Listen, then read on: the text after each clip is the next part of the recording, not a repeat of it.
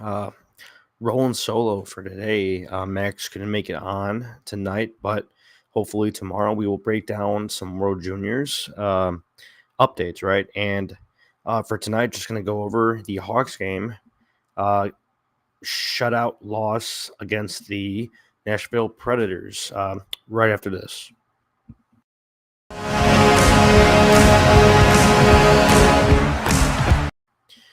Yeah, so just touching on the Hawks game, checking out the lineup here from pregame updates from Ben Pope. Um, Obviously, going into the game, the lineup was depleted, right?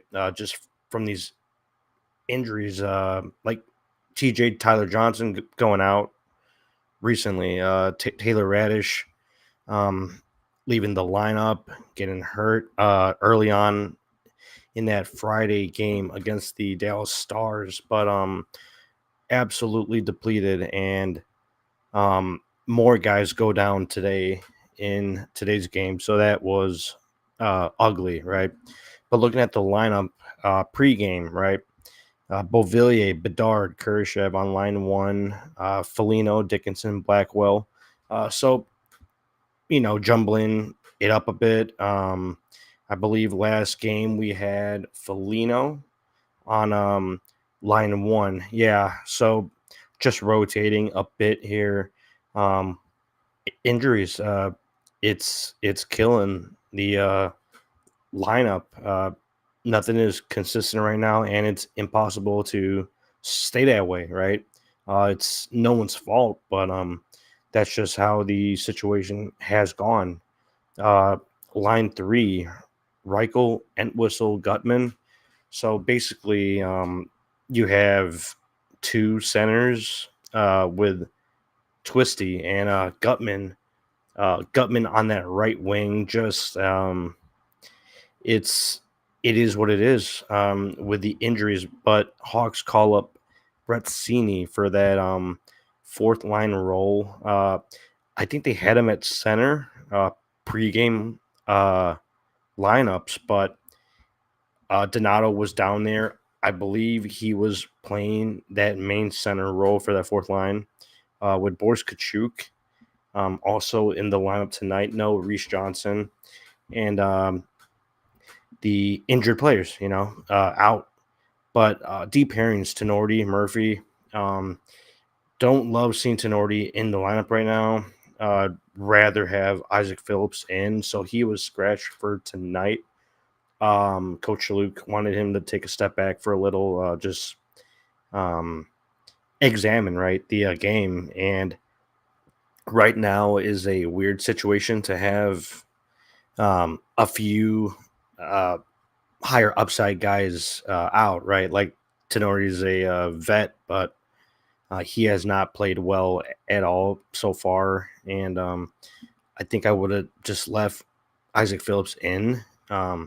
Yeah, he's been struggling a little here, but I think that's a better shot of having him in just from development, and gives you more effort in the D zone on a pairing, possibly with Murphy there. But Vlasic, Crevier, Korchinski, Zaitsev, and Soderblom in net. Basically, the story of the game was Arvid Soderblom playing pretty well, losing 3-0, right, to the Preds. I really thought we were gonna pull one out against the Preds, like we went over last night.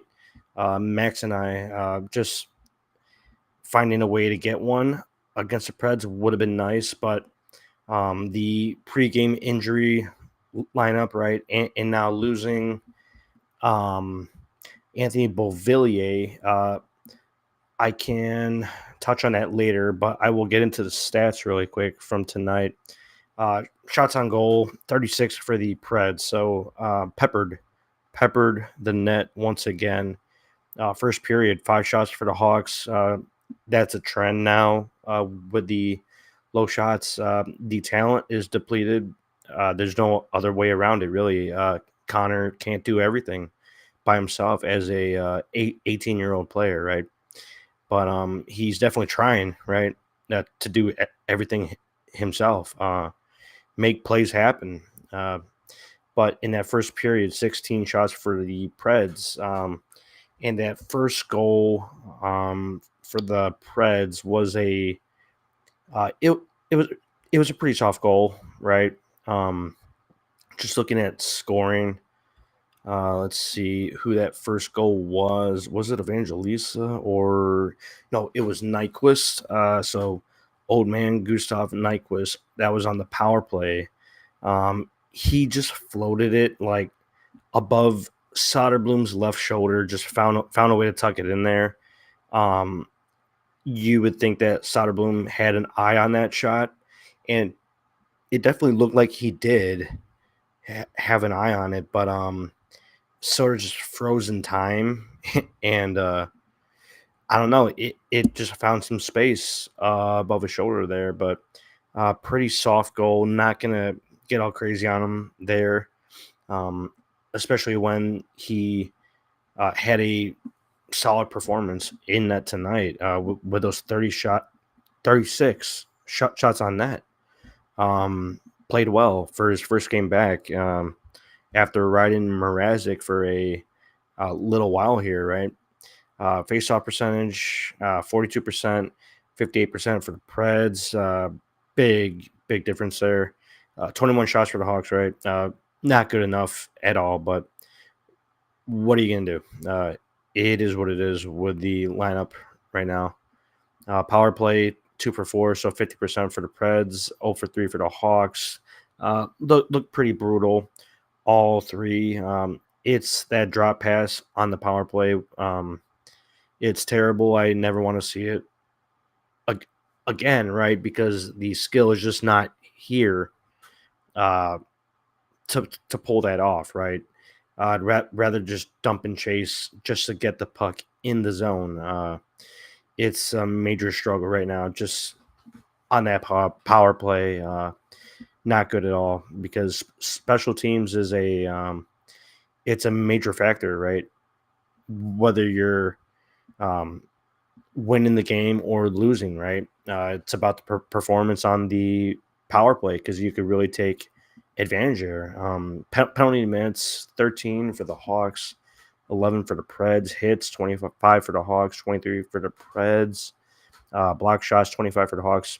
Um, just peppered. 11 shots for the Preds. Giveaways, 10 for the Hawks, 7 for the Preds. Takeaways, 9 for the Hawks and 5 for the Preds. So numbers are flip-flopped, right? In most areas in the offensive area, right? Uh, Looking at that side of the game. But just a few updates during the game. So let's go back a little here. Let's look at, I believe this was after the, uh, let's see here. It might have been the power play or maybe not. In the second period there, Bedard broke his stick on the left circle, right? So the lower half of the screen there on broadcast, but he broke his stick, and Beauvillier, he blocked the shot with his right skate, and he lost a blade there. So he was struggling in the D zone, right? And he gives his stick to Bedard while still trying to hound the puck and get it out of the zone, because now you have two guys that are basically handicapped, right? One has no blade and one player has no stick, and it's just funny how he passes his stick onto Connor, and they find a way to get the puck out of the zone and survive that. I was super surprised that they didn't score there because it's basically a 5-on-3 and a half, right? Because they're trading the stick out there. Just super weird possession there. Shift. That's crazy. Just somehow the Preds didn't score there. But big time effort from Bedard and Beauvillier just surviving. Beauvillier did go to the locker room after a Uh, it was an awkward hit on the lower half of the ice. Forgot who brought it up. I believe it was Chicago prospects, or it might have been someone else.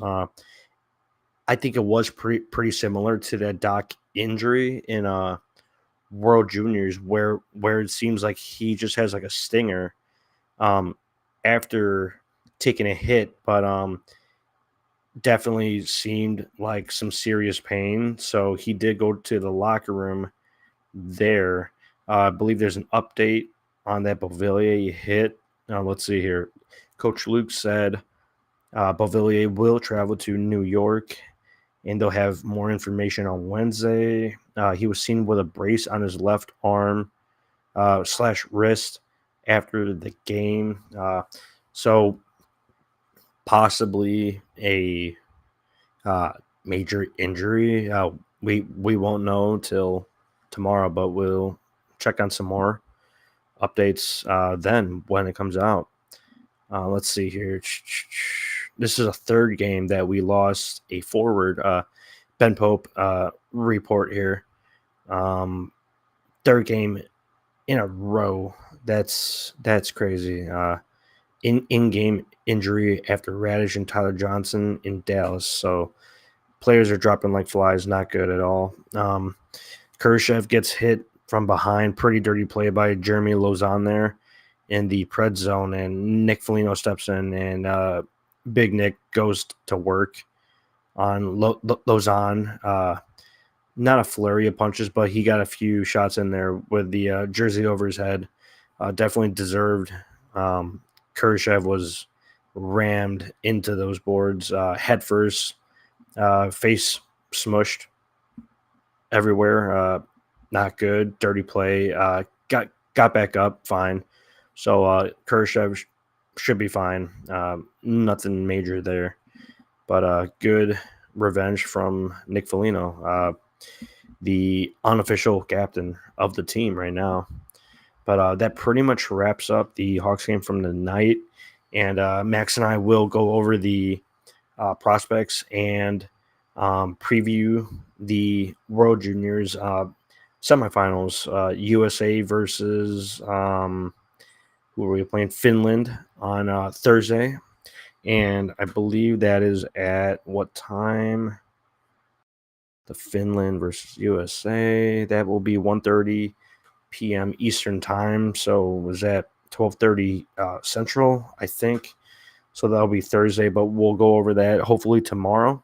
So we will recap and preview that and take a look at that Rangers game on Thursday, also 6 p.m. Central Time. So we will get into that hopefully tomorrow, possibly Thursday. And yeah, that wraps up today for the Hawks, and we will be back soon. Max and I will be back soon. So I'm going to wrap it up there, and let's go Hawks.